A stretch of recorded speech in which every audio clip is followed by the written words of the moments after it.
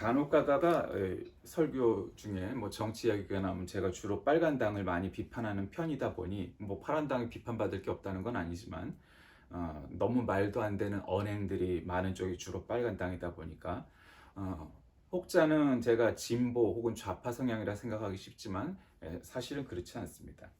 저는 선거 때에 늘 스윙 보트, 교차 투표를 합니다.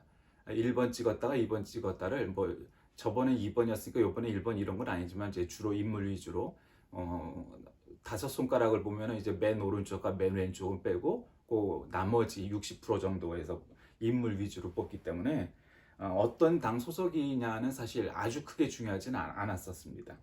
그래서 제가 그거를 한번 검증해 보려고 제가 성인이 돼서 투표를 시작하면서부터 지금까지의 기록들을 이렇게 기억을 한번 되살펴 봤습니다. 물론 이제 시의원, 구의원 같은 경우는 이제 기억이 사실 안 납니다. 그러니까 그거는 빼고 대통령, 국회의원, 시도지사 요거 세 분야를 한번 생각해 봤습니다. 그랬더니 대통령은 2대 6으로 파란당이 많았습니다. 근데 시도지사는 의외로 빨간당이 5대 3으로 많았습니다. 또 국회의원은 3대 6으로 또 파란당이 많았습니다. 그렇게 이렇게 분석을 해보니까 총합 빨간당 10, 파란당 15, 즉 2대 3의 비율로 투표를 한 것을 볼 수 있습니다. 그러니까 파란당만 찍은 것도 아니고 또 빨간당만 찍은 것도 아니고 저는 말 그대로 스윙보트, 교차 투표를 합니다.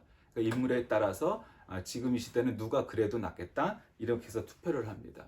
그러니까 정말 해보니까 원래 제 생각과 마음처럼 투표도 역시 그렇게 했습니다.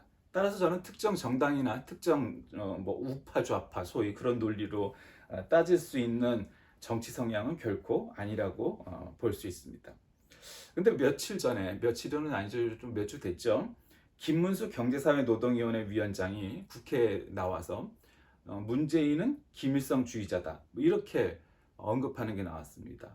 참 그 사람 요즘 젊은 사람들이 보면은 참 여러 가지로 문제가 많은 사람이고 굉장히 극우 뭐 이렇게 볼 수 있습니다. 언젠가서부터 친박근혜, 친박정희, 뭐 친TK 성향, 극우 수구파, 이제는 문재인은 김일성주의자 뭐 이런 소리까지 헛소리도 하고 참 정신없는 사람이다 이렇게 생각하지만 사실 그는 서울대 70학번으로 경영학과 입학했던 사람입니다. 그래서 후진국 사회연구회라는 서클에 가입하여서 학생 운동을 한 이력이 있습니다. 여기서 강사였던 안병직을 만나는데 그가 지하서클에 막강한 영향을 발휘하는 이념적 리더였습니다. 안병직은 그냥 말 그대로 마르크스 레닌주의자였습니다.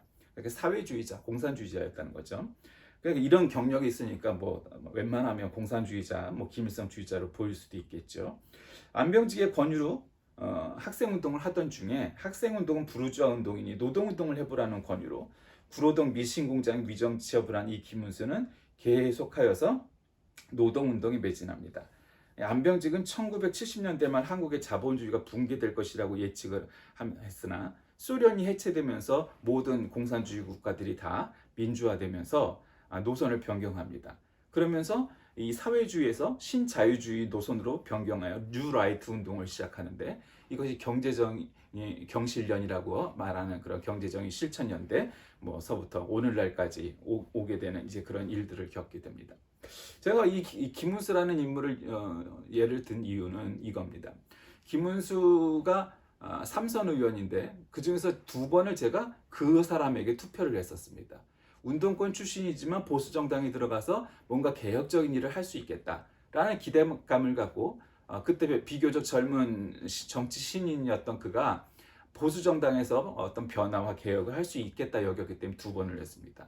그리고 또 도지사 선거를 나왔을 때도 역시 마찬가지로 빨간당이었던 그에게 투표를 했습니다. 근데 지금 오늘날 와서는 뭐 친TK, 친박정희 뭐 하여튼 아주 파시즘에 가까운 그런 인물이 되었죠. 지난 6월 말에 매주 국내 수요 시위에서 평화의 소녀상 철거를 외치던 위안부 사기 청산연대라는 극우라고 표현하기는 어렵고 사실상 거의 뭐 친일 매국 집단이 독일로 직접 건너가서 소녀상 철거를 한다는 뉴스가 나왔습니다.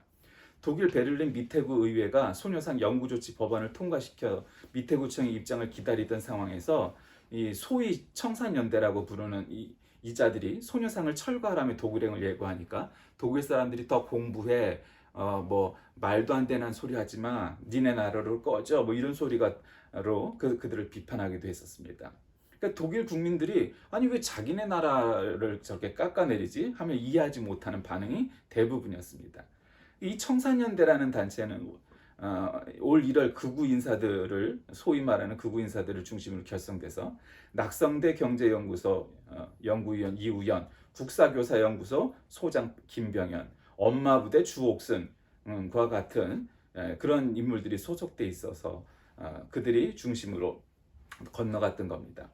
그리고 독일로 건너가 6월 25일부터 30일까지 머물면서 베를린 미테고 당국자와 시의회에 성명서 의견서를 제출하고 기자회견을 하면서 이 소녀상 근처에서 철거 시위를 했었습니다.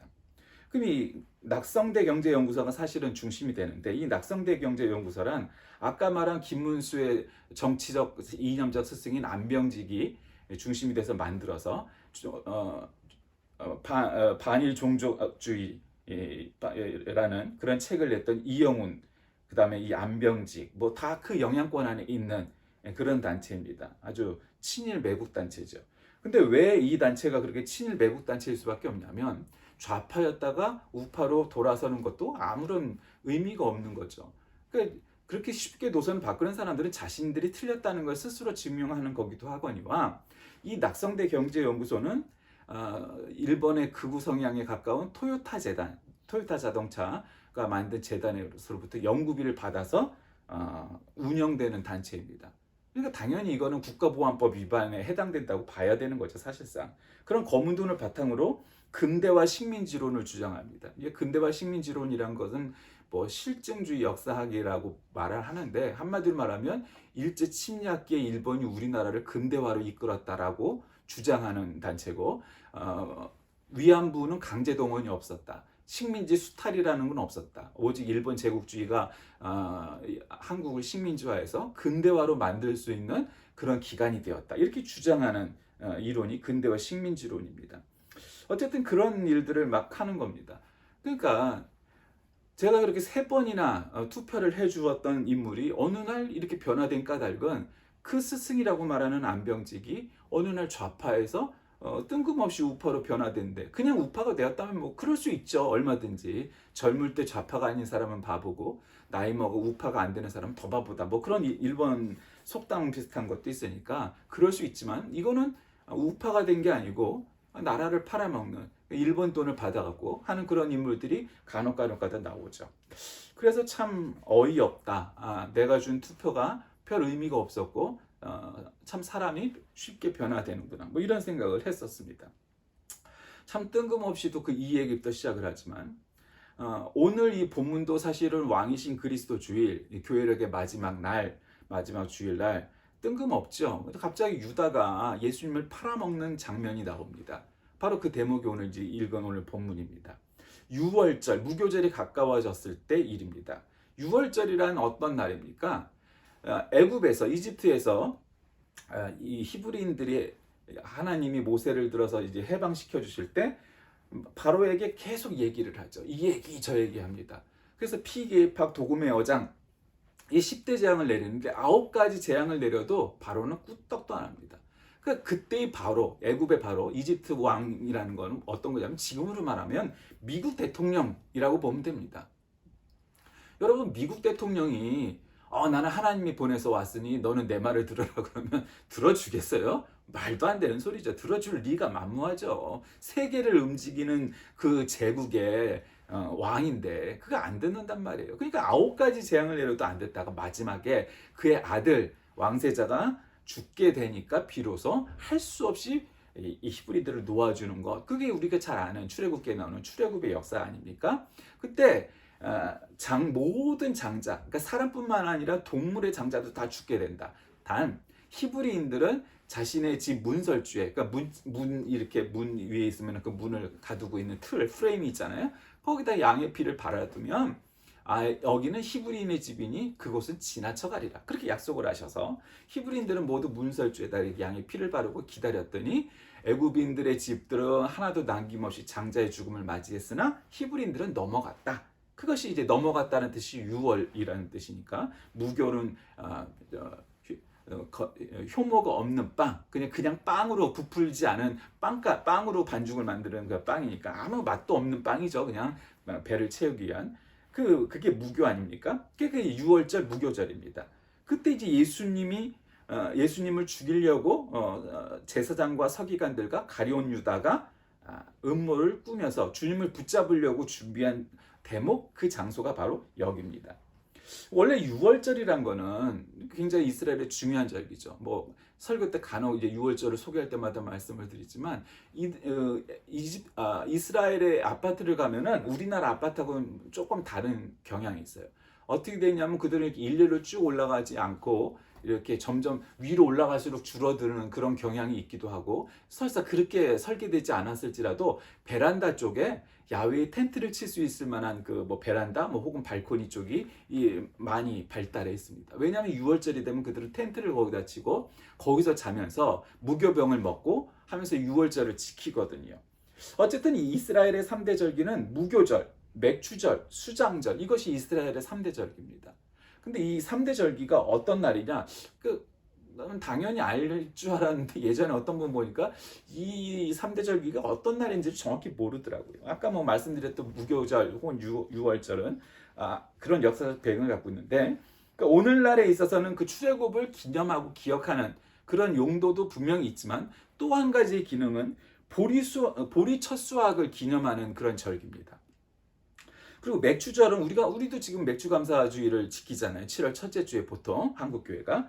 그건 미래 첫 수확을 기념하고 감사드리는 절기입니다. 수장절은 뭐냐? 초막절이라고도 부르고 추수감사주일입니다. 말 그대로. 그럼 거기서 우리는 이런 생각을 하지 않습니까? 아니, 이스라엘의 3대 절기라 하면 뭐 좀 다양한 이렇게 구성을 했을 것 같은데 의외로 셋 다 추수감사주의를 성격이 조금씩 달라도 어쨌든 다 추수감사주의로 3대 절기를 구성을 했다는 것을 기억을 해야 돼. 그게 중요한 거예요. 사람들이 그걸 잘 모르더라고요. 그냥 6월절은 그냥 그 6월절 뭐 이런 식으로 생각을 하더라고요. 아니에요. 셋 다가 추수감사와 관련되어 있는 감사절기라는 것을 우리가 기억해야 됩니다.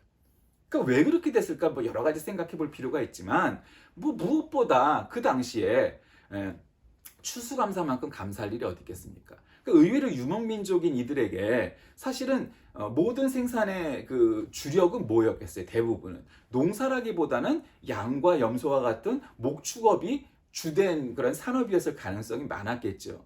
그런데 또 의외로 그거는 제사 지낼 때 굉장히 유용한 분야지만, 이스라엘의 3대 절기는 오히려 그렇게 제일 넓은 산업은 아닌 이 농업으로부터 비롯되는 절기, 관련된 감사절기들이 3대 절기로 구성되어 있다는 점이 특별한 겁니다. 어쨌든 예수님께서는 이 6월절 보내시기 위해서 베드로와 요한에게 6월절 식사를 명하시고 그 만찬 장소를 준비하십니다. 제자들과 마지막 만찬을 하시면서 떡과 포도주를 통해 은혜를 베푸시죠.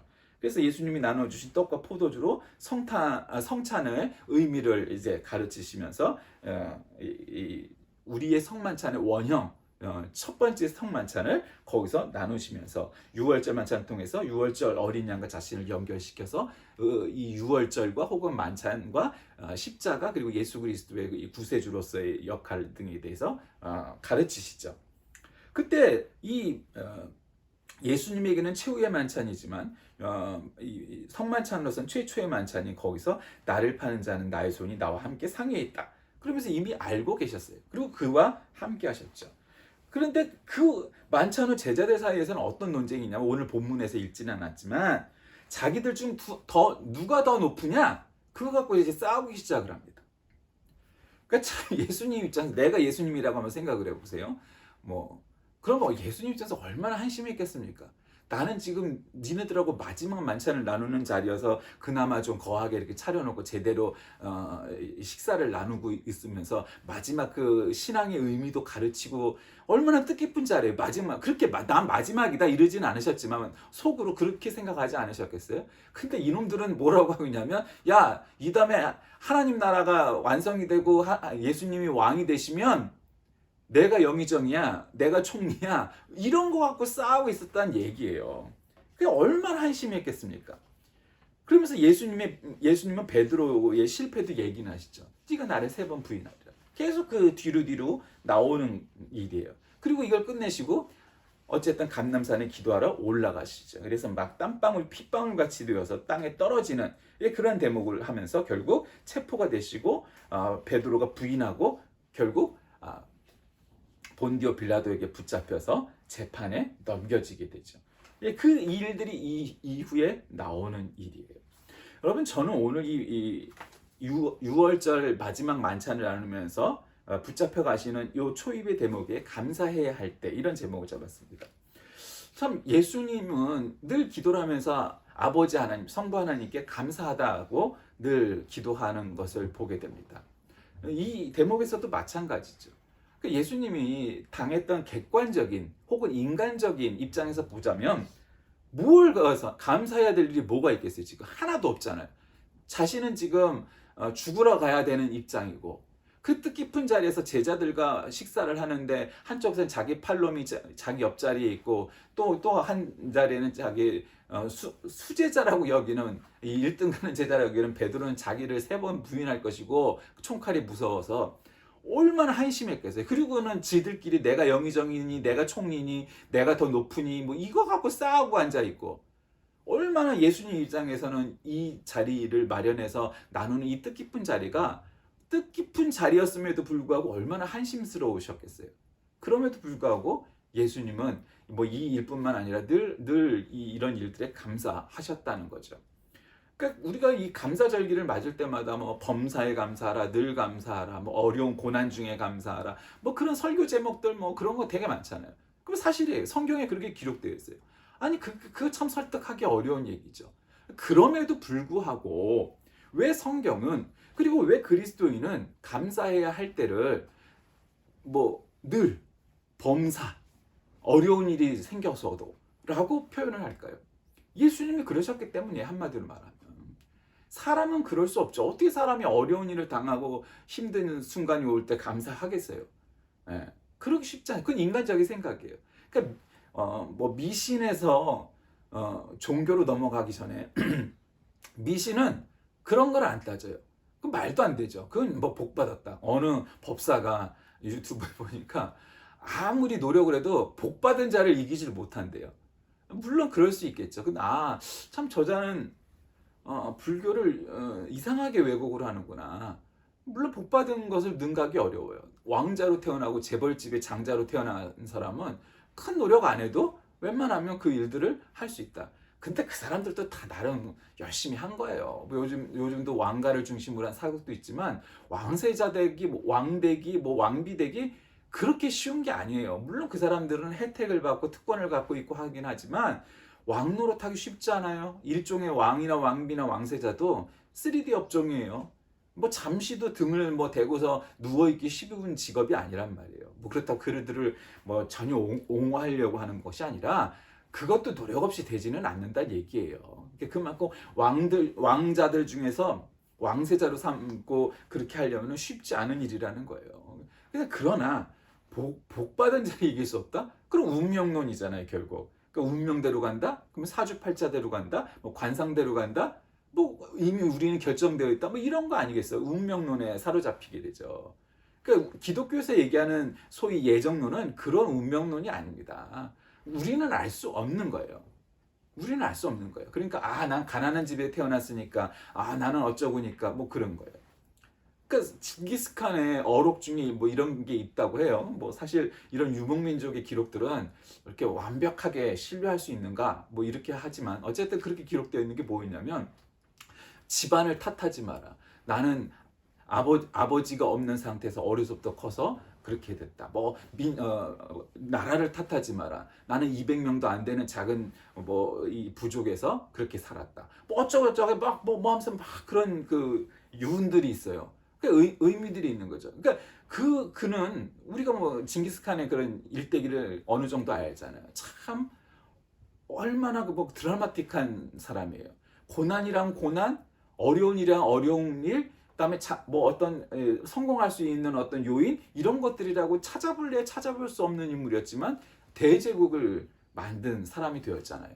그러니까 그런 것들을 보더라도 물론 어느 집안에서 태어나서 어떤 부모 밑에서 자랐느냐, 그 집안의 재력이 어땠느냐, 그 집안의 신분이 어땠느냐, 그런 거가 좋으면 좋을수록 좋지요. 나쁘다는 게 아니에요. 좋지요. 있으면, 부잣집에서 태어나면 아무래도 쉽지요. 그걸 누가 부인하겠어요.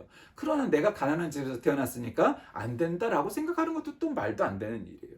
얼마든지 이걸 극복한 사람들도 있기 때문이죠. 그게 쉽다는 얘기가 아니라 어려운 얘기지만 그래도 얼마든지 가능하다는 거예요. 그러니까 그 운명론, 숙명론에 빠져서 나는 그렇게 태어났으니까, 나는 머리가 나쁘니까, 나는 뭐 키가 작으니까, 나는 못생겼으니까, 나는 공부를 못하니까, 나는 건강이 안 좋으니까, 따위의 일들은 사실 세상에 많은 인물들을 이렇게 보면은 그런 일들을 극복한 사람들이 얼마든지 또한 있음을 우리는 깨닫게 됩니다. 그러니까 그것도 뭐 모든 게 다는 아니란 거예요.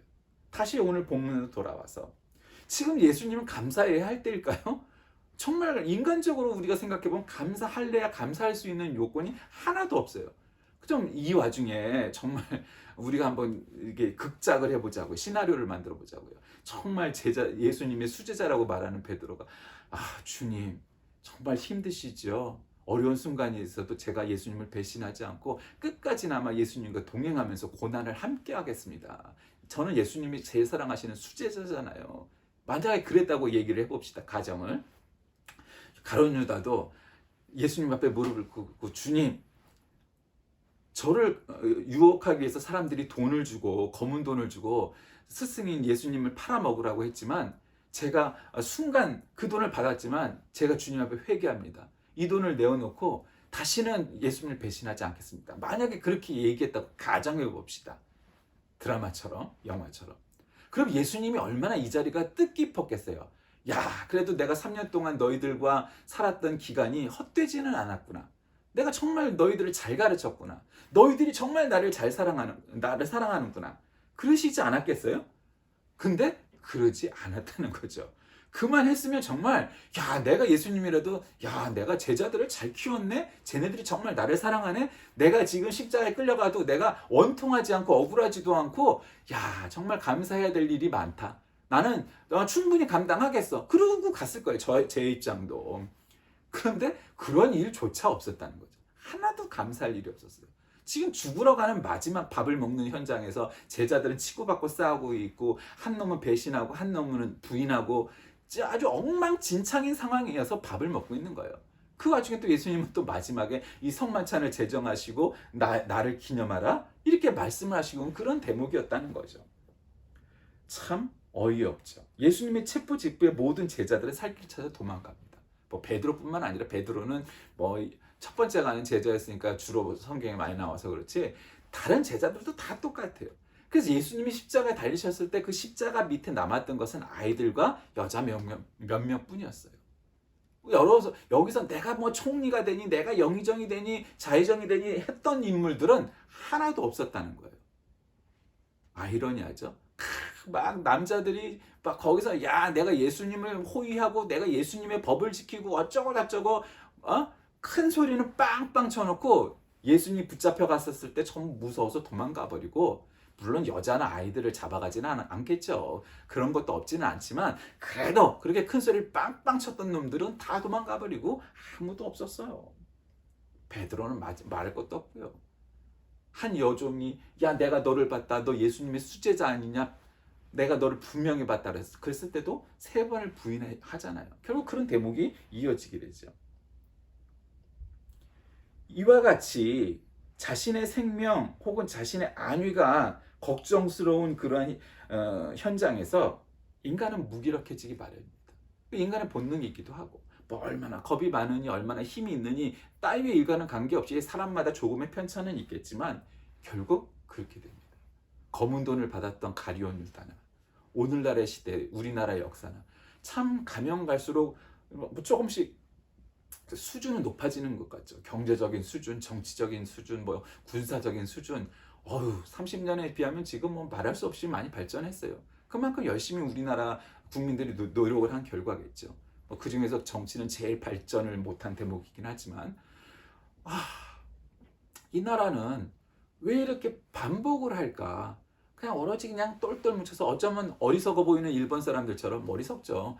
그냥 정치적인 의견이라고는 하나도 없이 그냥 이끌어가는 대로. 근데 그 잘못 이끌어가고 있잖아요, 일본이. 일본은 잘못 이끌어가고 있단 말이에요.